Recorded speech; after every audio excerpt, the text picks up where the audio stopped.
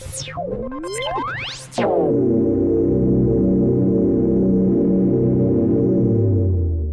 is your weekly report on corruption in the Philippine government. Lawyer Vids for Amal Julie, provincial election supervisor in Sulu, escaped death from an ambush on Saturday morning in Barangay Santa Maria, this city. In a police report obtained by the Inquirer, Patrolman Joshua Milhusin, investigator of the case, said the incident took place around 10:30 am. Julie, 51, was with his older brother, Nasser Asiri, 57, when attacked. Although he was unharmed, Nasser reportedly suffered a gunshot wound in the head. Both were rushed to a nearby hospital for treatment. Article continues. After this advertisement, police said the suspects, wearing black jackets with full face helmets on, were on board a motorcycle. After he was declared safe from harm, Julie took to social media to slam his attackers as cowards for not facing him squarely.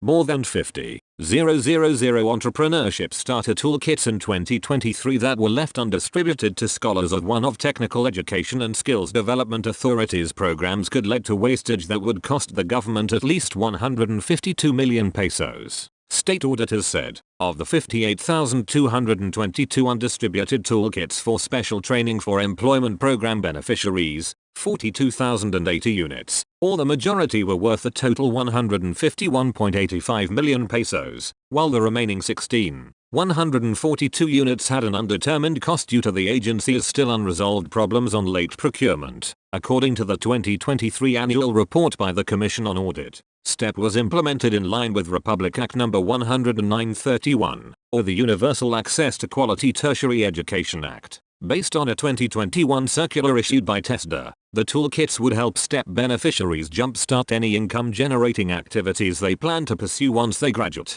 Article continues. After this advertisement, COA also called out TESDA for having produced only 20 graduates in its 5-year implementation of the UAQTEA despite having an allocation of 276.37 million pesos and a total of 2,071 filled slots for scholarship. The graduates obtained a 3-year diploma in hotel and restaurant technology, the Sariling Sikap program, a revolving fund meant to enable TESDA to become a self-sufficient and income-generating entity, was also found with irregularities, as its accumulated balance remained high at 631.1 million pesos at the end of 2023. This balance resulted in the improper utilization by TESDA operating unit of the SSP funds that amounted to 28.6 million pesos, which are not related to training income, production activities and contrary to the purpose of the SSP fund as provided under EO No. 939. COA examiners said, referring to the executive order that created the program. In the Metro Manila office alone, charges or disbursements under the SSP fund soared so high which resulted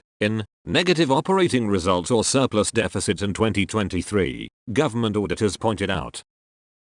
Armed men killed a 27-year-old Tausug man and his relative, a former barangay chairman, in an ambush in Indanan town in Sulu on Saturday. In separate reports yesterday, officials of the Sulu Provincial Police Office and Brigadier General Romeo Juan Macapaz, Bangsamoro Autonomous Region Police Director, said Fajri Abdirajan Bio and his 61-year-old elder, Faisal Ibrahim Bio, died on the spot from gunshot wounds. The elder Bio served as chairman of Barangay Candaga in Talipao town in Sulu. According to the Indanan Municipal Police Station, the Bios were on a motorcycle when they were attacked by armed men in a sport utility vehicle along a secluded stretch of the highway in Barangay Cagayan.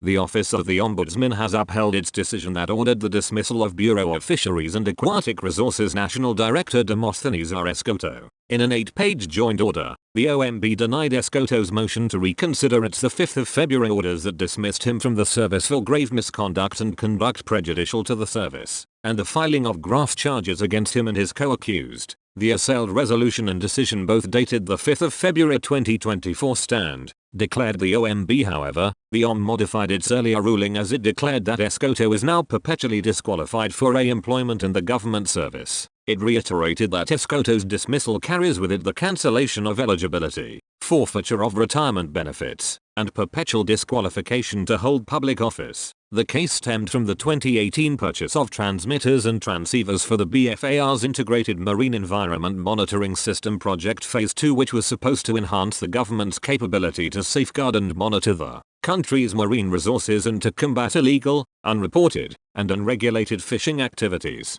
The project was awarded to SRT France, a subsidiary company of SRT United Kingdom incorporated in France. However, the French government, which granted to the Philippines a loan of €28,520,000 for the project, declared that SRT France was unqualified under the terms of its loan since SRT France has no manufacturing or engineering facilities in France. It also has no record of activities in France, and its parent company is incorporated and domiciled in the UK. His actions, minute or substantial, were all instrumental in the success of the anomalous scheme that led to the award of the contract to SRT UK, declared the OMB.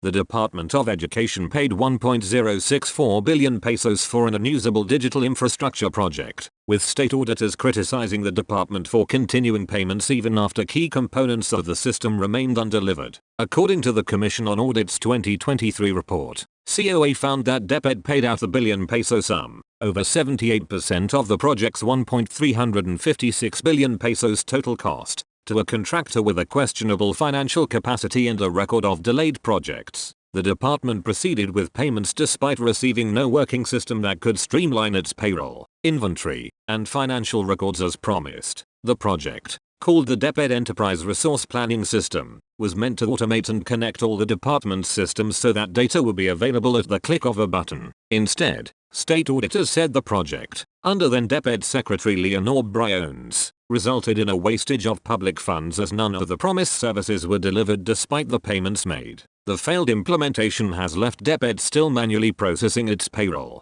procurement, and financial records, tasks DERPS was meant to automate. COA's findings also show DepEd incurred additional costs. These include 22.6 million pesos in extra maintenance fees and 9.06 million pesos worth of unused computer equipment gathering dust in one regional office. According to the annual audit report, COA flagged nearly every facet of the procurement process for the DERPS project, the second phase of which was procured directly by the department in 2019. No date was stated for the procurement of the first phase. State auditors questioned DepEd for awarding the 697 million pesos contract for Phase 2 to a joint venture despite one party having only 92.5 million pesos in net worth. The flagged contractor also had a documented history of delays in the majority of its ongoing projects. Specifically, COA considered it irregular that contractor Party 1 was able to bag the project with a net worth that is substantially less than its share and interest in the project, with equivalent cost of 690 million pesos. Its seemingly financial incapability,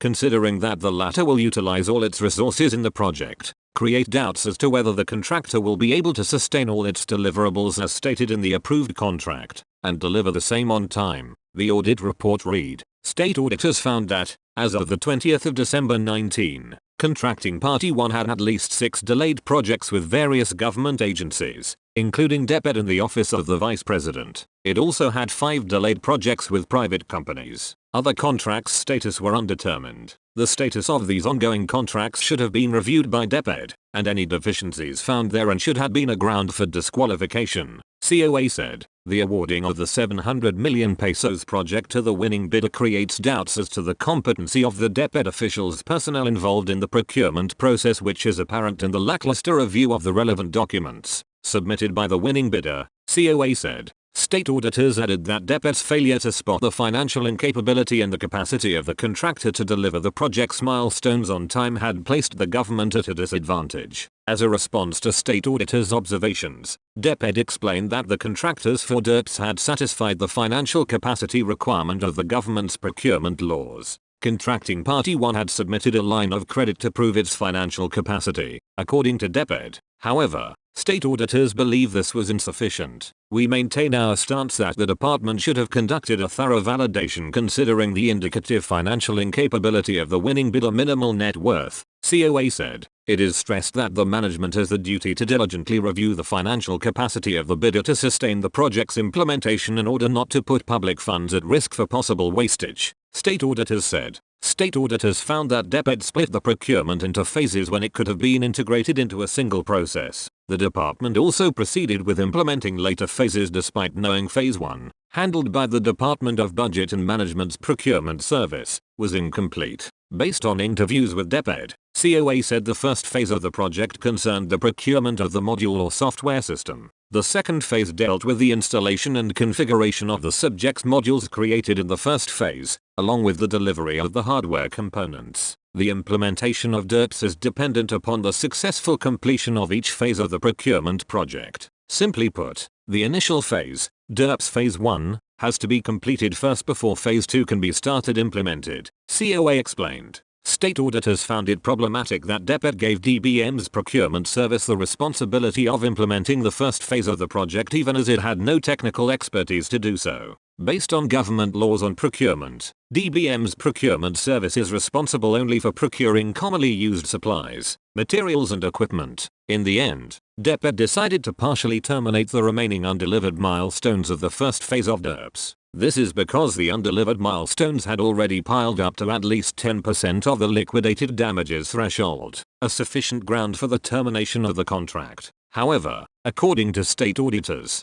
despite major delays in implementation, DEPED did not proceed with collecting the liquidated damages. According to the COA report, DEPED had also paid the entire Phase 1 contract price of 358.93 million pesos upfront. Contrary to the agreed payment terms, the COA report added, the transfer of funds at the start of the project is not in consonance with the terms stipulated in the covering contract that the procurement service shall bill the department for the actual goods received on a quarterly basis and in accordance with the billing statement issued by the contractor or consultant, state auditors said. State auditors also found that even if the first phase was never completed, DEPED continued paying the contractors for the completion of other advanced project milestones that could not have proceeded without the first phase. For instance, state auditors found that DEPED paid the contractors for 2 milestones related to change management and delivery of HRIS, tagged as milestones 5 and 6, even as the software in the first phase was not delivered. This also means milestone 4, deployment of DERPS 1 module, was skipped altogether. State auditors also found instances where certificates of completion and acceptance were issued despite non-delivery of project milestones. These were issued by the office of former DEPED Undersecretary for Administration Alan Pascua, who occupied the post from 2016 to 2023. Pascua was one of several DEPED officials suspended over the procurement of overpriced laptops for teachers. The foregoing conditions create doubt as to the regularity of the transactions and may be considered as gross neglect of duties for failure to give proper attention to such important details and is characterized by lack of care in safeguarding the public funds. The audit report stated, COA recommended that DEPED investigate those involved in the project's implementation for possible gross neglect of duties that led to the improper disposition of public funds. The failed project has left tangible evidence of waste. In DEPED's regional office in Eastern Visayas, computer equipment worth 9.06 million pesos received from the central office in 2021 remains unused to this day. This is because the actual software for the DERPS was never completed. In addition, COA flagged DEPED for proceeding to pay 290 million pesos to the joint venture for a related project called the Core Network and Manage Co-location Facilities even as DERPS remained unfinished. This co-location project was meant to provide connectivity in relation to DERPS. As a result, the department incurred 22.6 million pesos in additional costs for maintaining co-location services after the contract expired on the 20th of October 23. DEPED explained that it conducted the second phase almost simultaneously with the first phase, which was why it proceeded with payments for phase 2 and the co-location facilities even as phase 1 was incomplete. The explanation did not satisfy the state auditors, who said that DEPED had skipped a key milestone and rendered payments anyway. As a result, the inefficient and ineffective contract implementation of the DERPS into related projects is tantamount to the wastage of government funds, according to COA. The Office of the Ombudsman ordered the preventive suspension of 2 Batangas municipality officials over allegations of grave misconduct. Lobo Municipality Accountant Ethel Magne and Treasurer Leandro Canul were suspended without pay but not exceeding 6 months pending their investigation over the purchase of a 5 million pesos heavy equipment. On the 16th of December, a barangay chairman filed a complaint against the two and Lobo Mayor Lota Manalo, accusing them of misappropriating the 5 million pesos for purchasing heavy equipment when the public money was intended for a solar-powered water system. Manalo was excluded from the suspension order as she was already previously ordered dismissed from service for violation of the Ease of Doing Business and Efficient Government Service Delivery Act of 2018, grave misconduct, and gross neglect of duty. After a careful evaluation of the complaint and its supporting documents, this office finds sufficient basis to place respondents under preventive suspension pending investigation of the case, the Ombudsman order states. The acts leveled against respondents constitute grave misconduct and conduct prejudicial to the best interest of the service, it also says. The Ombudsman order further explains that in case of delay in the disposition of the case due to the fault, negligence or any cause attributable to the respondents, the period of such delay shall not be counted in computing the period of the preventive suspension. Around 1.272 billion pesos worth of transactions of the Land Transportation Office with German firm Dermalog Identification System GmbH could be the subject of a notice of disallowance from the Commission on Audit if the transport agency fails to address the deficiencies unearthed. The COA issued the warning in a notice of suspension addressed to LTO Chief Assistant Secretary Vigor D. Mendoza II, dated last November 29. The audit body said the transactions amounting to 1,272,440 pesos to cover payments to Dermalog for the Road Transportation Information Technology Infrastructure Project, Component A, also known as the Land Transportation Management System, from 2019 to 2022. It said it had to suspend the audit due to various deficiencies involving non-compliance with applicable laws, rules and regulations, non-conformance with the contract requirements, and incomplete submission and or presentation of all the relevant supporting documents evidences. Please settle the above audit suspension through compliance with the requirements indicated, which we will evaluate and refer to COAITAO for further review evaluation. The COA instructed the LTO. It warned that items suspended in audit which are not settled within 90 days from receipt hereof shall become a disallowance. It identified Dermalog and 70 LTO officers as responsible for complying with the requirements. The COA defines disallowance as the disapproval in audit of a transaction, either in whole or in part. It said it already sent to the LTO the 6th of February audit observation memorandum that contains the observations noted by the COA Information Technology Audit Office on their technical evaluation of the contract and inspection, which are contained in 13 technical evaluation and inspection reports dated the 13th of March, 2023 to the 13th of September, 2023. The observations cited in the 13 TEIRs which were communicated to the management through the aforesaid AOM pertain to various deficiencies involving non-compliance with applicable laws, rules and regulations, non-conformance with the contract requirements, and incomplete submission and or presentation of all the relevant supporting documents evidences. It also said, the audit team has yet to receive the complete compliance and or justifications from the management on these noted observations issues on the aforesaid AOM on the 21st of May, 2024 and November 26, 2024. The audit team had to follow up letters to the LTO, but still no response has been given by the management as of this date, hence, the issuance of this notice of suspension, it recounted.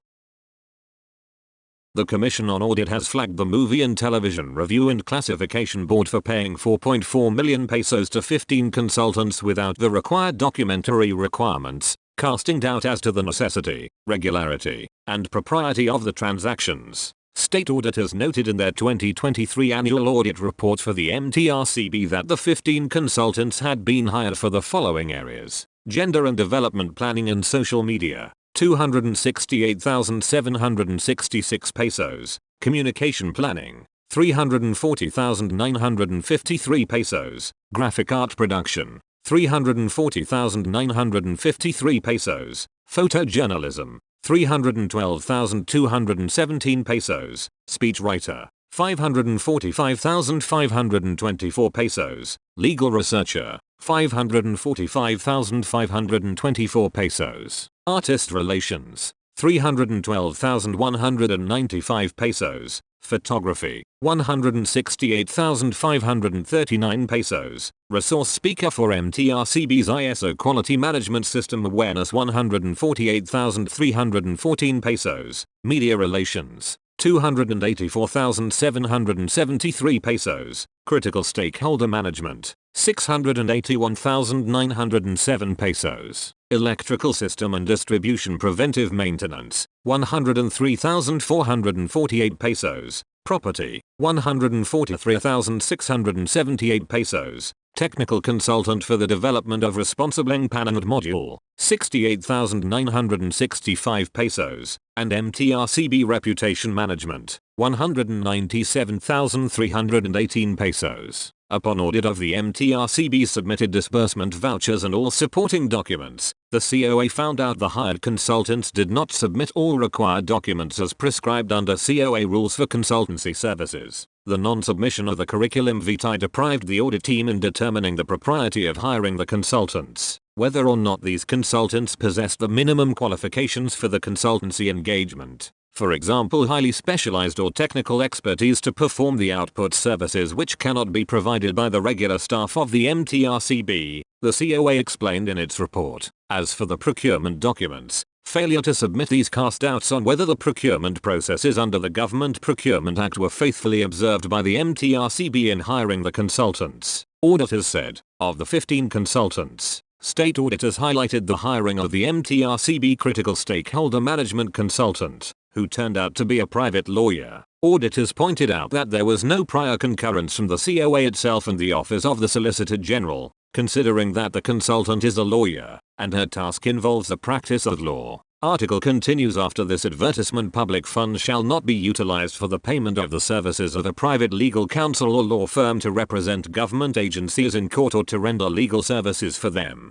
the COA said, citing a provision from the 1987 Constitution. There should have been written conformity and acquiescence of the Solicitor General and written concurrence of the COA before any government agency hires or employs the services of private lawyers. The MTRCB paid the lawyer a monthly fee of 56,180 pesos from January to the 20th of June 23 and 57,471 pesos from July to December of that same year. However, the MTRCB failed to secure the written approval and acquiescence of the Solicitor General and COA's written concurrence since the monthly fee exceeded 50,000 pesos prior to the engagement of MTRCB's critical stakeholder management consultant that is contrary to the requirements under the Constitution and COA rules, said the state auditors. These circumstances cast doubt into the necessity, regularity and propriety of the engagement of the consultants and their payment thereof, they noted. The COA told the MTRCB, which agreed with the recommendations, to submit its justifications on the necessity of hiring the consultants for their respective services. Among the recommendations were for all hired consultants to issue official receipts for all the payments made to them. The MTRCB's Human Resources Unit should require all consultants to submit their updated curriculum vitae, and for the consultants to specify in their respective accomplishment reports the services they performed. 2 female employees of the Quezon City government were wounded when the handgun of a Bureau of Jail Management and Penology officer went off yesterday. The victims aged 27 and 42 work as office aide and administrative staff, respectively, at City Hall. They are recuperating at the East Avenue Medical Center. The incident occurred at the Quezon City Hall building in Barangay Central at 9:01 AM. Police investigators said Jail Officer 1 Jonadaran, 26, and other BJMP personnel were about to surrender their firearms to security guards at the City Hall's lobby when his gun, which he took out from his bag, went off. The bullet ricocheted on the ground, hitting the victims, police said. One of the victims was hit in her lower leg, the other was hit in her left ankle. Members of the City Disaster Risk Reduction and Management Office gave first aid to the victims before they were brought to the EAMC. Adaran surrendered to police and turned over his firearm, a 9mm loaded with 7 bullets. Probers recovered 5 bullet fragments at the scene. Police said they are preparing criminal cases against Adaran. 2 barangay tanads were injured in a shootout in the Barangay Hall of Poblacion, Pilar, Abra on Sunday night, the 22nd of December. Police identified the victims as Romel Reyes and Denver Cayetano. Investigation said Reyes and Cayetano were drinking in the barangay hall when a heated argument erupted allegedly over a woman they were courting. Cayetano drew a gun and shot Reyes, who was also reportedly armed, and returned fire. A colleague, Alvin Apollonio, 38, who sitting on a chair, was hit by a stray bullet. Cayetano and Reyes sustained bullet wounds in the stomach and taken to the hospital where they are recuperating. Apollonio was also taken to the hospital and was discharged after treatment. Police recovered empty .45 caliber shells in the crime scene but no gun was recovered. Pilar Mayor Tirana Baronia said Reyes and Cayetano are under investigation to determine any administrative liability. Baronia said the incident is not related to politics and was a result of a reported love triangle. He said that initial investigation showed that witnesses only saw Cayetano with a gun. Police are conducting follow-up investigation. An Islamic teacher who also served as treasurer of one of the villages in the Bangsamoro's special geographic area was shot dead by a still unidentified gunman on Wednesday, the 19th of December, in Pikit, Cotabato, police said. Major Arvin John Kambang, Pikit Municipal Police Chief, said Yasamama Abdullah, a part-time teacher who just passed the licensure exams for teachers and who taught at the Nurul Ilm Academy Foundation Incorporated, was standing in front of the school's annex building in Barangay Inag, Og when two men riding in tandem on motorbikes arrived around 3:30 p.m. and opened fire. He was about to board his motorcycle heading for home when attacked by one of the two gunmen, Kambang said. His relatives said he had no known enemies as he was a religious leader. Kambang told the Inquirer in a phone interview. Abdullah sustained gunshot wounds in the head and was rushed to the Cruzado Medical Hospital but he died along the way. Police found empty shells for 9mm pistol at the crime scene. Aside from being an ustadz, Abdullah also served as the treasurer of Barangay Macabul,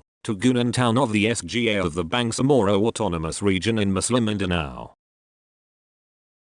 Police are tracking down the treasurer of Barangay Wanhia who allegedly used barangay funds to pay for her online gambling debts. Officer on case Police Master Sergeant Joma Villaflor identified the suspect as Jessa Rosales. Chairman Godofredo L. Martinez and Councillor Angelina Saludas Ranaces, chairperson of the Committee on Budget and Finance, filed a complaint before the police on the 24th of December against Rosales. Investigation said Martinez asked the suspect on the 17th of December to encash a check to pay the honorarium, salary, and performance enhancement incentive of barangay officials. However, the suspect said no budget was available for the month of December, prompting the complainants to verify the matter with the Land Bank of the Philippines Lucban branch. Bank statements obtained by the two barangays officials showed that the suspect withdrew 3 checks with a total amount of 340,000 pesos without their knowledge in November and December. They claim that the suspect misused public funds for personal gain. Investigation also revealed that the suspect was addicted to online gaming. The suspect faces a criminal complaint for violating Article 217 of the Revised Penal Code, malversation of public funds, before the office of the city prosecutor in Lucena City, Quezon.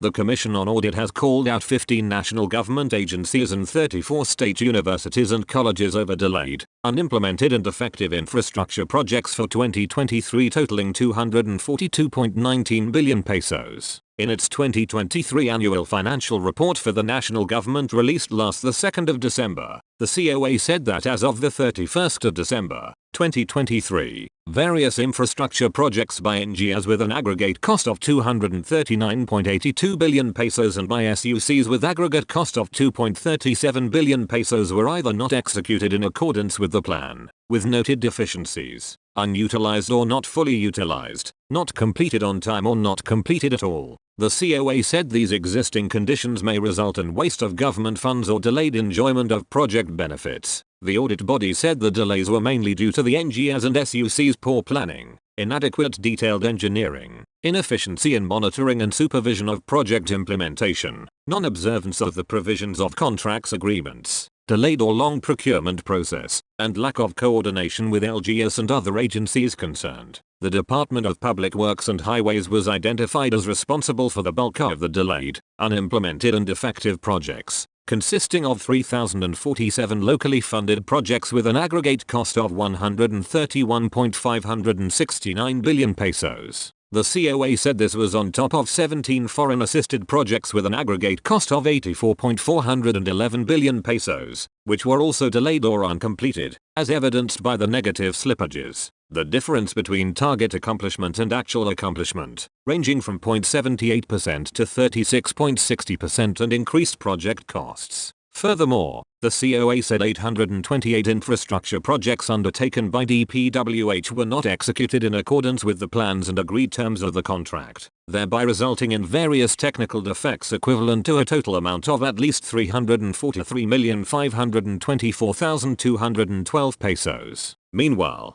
Prolonged project timeline and delays in completion were also observed in locally funded and foreign assisted infrastructure projects implemented by the Department of Transportation Office of the Secretary with an aggregate contract cost of 8.714 billion pesos. Among the delayed DOTROSEC projects identified in the audit report were the MRT-3 capacity expansion projects, MRT-3 structural retrofitting and monitoring project for the retaining walls between Buendia Station and Ayala Station, which was identified as high priority in DOTR MRT-3 design, supply and installation of the ventilation system at the MRT-3 depot. Also with delays in implementation were the Unified Grand Central Station, Area A, EDSA Greenways Project and Korean Airport Development Project, repair of runway pavement and drainage system. The Land Transportation Office, an attached agency of the DOTR, meanwhile, was called out for the long overdue implementation of the Land Transportation Management System with a project cost of 8.227 billion pesos. Also called out was the Department of Health over its delayed, unimplemented and unutilized projects with an aggregate cost of 2.831 billion pesos under its Health Facilities Enhancement Program, and the Philippine National Police over terminated and suspended projects totaling 1.22 billion pesos. Other NGOs called out for the delays and other deficiencies in implementation of their respective infrastructure projects were the Metropolitan Manila Development Authority, 1.166 billion pesos, Office of the Ombudsman, 498.59 million pesos, Department of Social Welfare and Development, 352.62 million pesos, Technical Education and Skills Development Authority, 200 million pesos, Philippine Sports Commission, 170.63 million pesos, National Economic and Development Authority, 168.58 million pesos, Bureau of Jail Management and Penology, 100 million pesos, National Meat Inspection Service, 50 million pesos, Philippine Carabao Center, 46.46 million pesos, Department of the Interior and Local Government, 23.97 million pesos, and Office of the Civil Defense, 12.79 million pesos. Land Transportation Office Chief Assistant Secretary Vigor Mendoza II has demanded an explanation from the head of an LTO district office in the National Capital Region regarding the fraudulent registration of a truck that was involved in a road accident in Parañaque City earlier this month. In a statement on Wednesday, Mendoza said the explanation he was seeking from the LTO NCR district office head, whom he did not identify, was part of the thorough investigation he had ordered into the 6th of December accident on the Skyway at grade southbound in Barangay Sun Valley that killed one person and left 5 others injured. The vehicle involved was an Isuzu wing van with plate number JA06375, whose driver claimed the brakes malfunctioned. The truck hit another vehicle, which led to a series of collisions involving several other vehicles. We want to have a clear explanation from the LTO officer involved, under the concept of command responsibility, as to why the truck was able to register without the necessary roadworthiness inspection, Mendoza said in his letter to the district office head. He gave the LTO official 5 days upon receipt of the letter to explain why no administrative action should be taken for violating the 2017 rules on administrative cases in the civil service. Failure on your part to submit the required explanation within a specified period shall be construed as a waiver on your part to controvert the issues raised against you, and the case shall be decided on the basis of evidence at hand. Mendoza's letter read, immediately after the 6th of December accident, the LTO suspended the license of the driver for 90 days pending an investigation and also ordered him and the truck's registered owner to explain why they should not be held liable for the incident.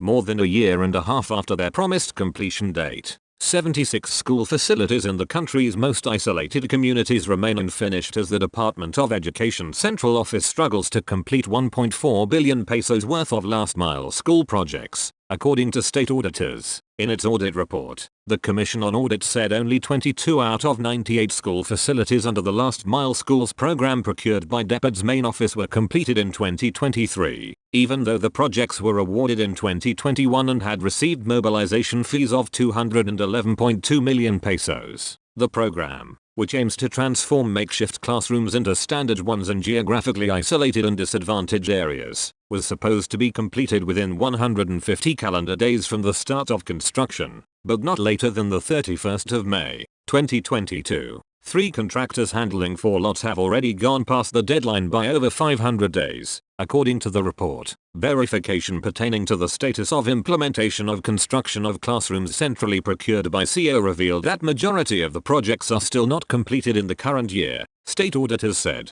One contractor handling projects worth 327.8 million pesos had become unreachable at the time of the audit. It was also disclosed during the interview that projects under Lot 4 with a total contract cost of 327,867,809 pesos were on hold. The department is said to have been facing difficulties in getting updates from the said contractor, the audit report read. DepEd attributed the delays to various factors, including COVID-19 restrictions during the pre-construction phase and unforeseen circumstances like flooding, landslides, and community opposition during construction. However, COA noted that these issues affect only a fraction of the total projects and blamed the delays on the department's inaction in taking remedial measures in a timely manner. The delays of 555 days as of the 31st of December, 2023, is of paramount concern, as the learners from far-flung communities were denied access to quality education and did not benefit from the project's target that no learner is left behind, COA said. The audit body recommended that DepEd submit a catch-up plan with definite timelines for completing the remaining projects and improve its planning for future undertakings. That's all for this week. I'll see you next Friday with more stories of corruption and foolishness within the Philippine government.